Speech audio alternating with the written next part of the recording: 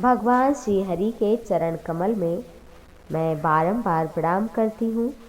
आइए हम सभी जानें मोक्षदा एकादशी की कथा और कैसे भगवान को करें प्रसन्न। वर्ष की समस्त एकादशियों में मोक्षदा एकादशी का महत्व सर्वविदित है। मार्गशीर्ष के महीने के शुक्ल पक्ष में आने वाली ये मोक्षदा एकादशी है। 2020 में 25 दिसंबर शुक्रवार को पड़ेगी। यह एकादशी सभी प्रकार के भोग और मोक्ष को दिलाने वाली कही गई है, मोक्ष प्रदान करती है। इस दिन गीता की जयंती भी मनाई जाती है। इस दिन भगवान श्री कृष्ण ने कुरुक्षेत्र की रणभूमि में पार्थ को गीता का ज्ञान दिया था। बड़े बड़े पापों का नाश कर देती है मोक्षदा एकादशी। पद्म पुराण में युधिष्ठिर के पूछने पर भगवान श्री कृष्ण ने उन्हें मोक्षदा एकादशी व्रत के बारे में बताया था। इस एकादशी का व्रत पूर्ण भक्ति भाव से करने वाला मनुष्य जन्म, बंधन के मरण इत्यादि बंधनों से मुक्त हो जाता है। इस दिन भगवान को ऋतु फल चढ़ाना चाहिए, पुष्प चढ़ाना चाहिए, माला, चंदन, श्रद्धा भक्ति भाव से उन्हें भोग लगाना चाहिए। साथ ही साथ भगवान को तुलसी मंजरी के सहित अर्पित करना चाहिए।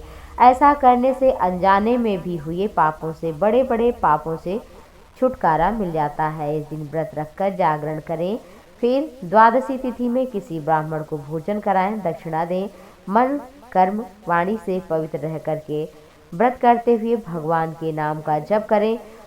और इसकी कथा इस प्रकार है। पूर्व काल में एक बैखानस नाम के बड़े ही प्रसिद्ध राजा थे और राजा अपने जीवन से बहुत दुखी थे, उनसे बहुत पाप हुए थे।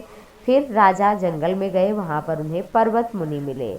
अपने उद्धार के बारे में पूछा तो उन्होंने मोक्षदा एकादशी, जो कि मार्गशीर्ष शुक्ल पक्ष की एकादशी थी, उसके बारे में बताया और कहा, राजन, इस व्रत को करने से तुम्हारे समस्त पाप नष्ट हो जाएंगे और भोग और मोक्ष भी प्राप्त हो जाएगा। फिर पर्वत मुनि के आदेश के अनुसार पितरों की और मुक्ति, अपने उद्धार के लिए, भोग मोक्ष के लिए मोक्षदा एकादशी का व्रत किया। इस व्रत के प्रभाव से राजा के पितृ भी नरक से उनका उद्धार हो गया, भोग सभी प्रकार के मिले। अंत में राजा भी भगवान के परम धाम को गया।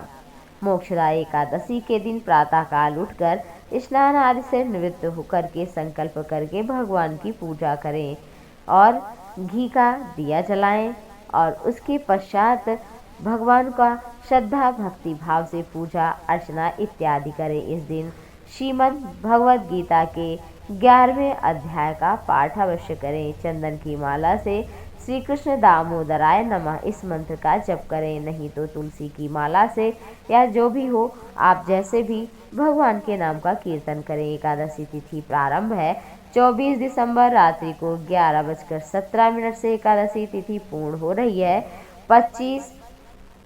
26 दिसंबर मध्य रात्रि में 1:54 पर। पारण का समय है 26 दिसंबर प्रातः 8:30 से 9:17 तक। तो इस व्रत को करने से इस साल में हुए पापों से मुक्ति मिलेगी। साथ ही साथ आने वाला साल मंगलमय और शुभ होगा। आप सभी पर भगवान श्री हरि की कृपा बनी रहे। नमस्कार, बहुत बहुत धन्यवाद, प्रणाम।